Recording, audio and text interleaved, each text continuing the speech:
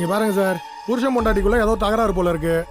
அதை நினைச்சு காட்டுக்குள்ள போனவர் நெஞ்சு வலி வந்து இறந்துட்டாரு.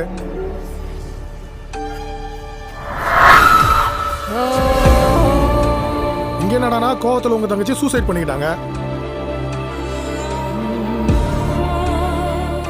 என் தங்கச்சி சாவு தற்கொலை இல்லை. இந்த பார், வக்கீல் தான் உன் வேலையை கோர்ட்ல வச்சுக்கோ. என் தங்கச்சி தூக்கில் தொங்கின அதே நேரத்தில் அவளை வெளியில பார்த்ததா சொன்னாங்க.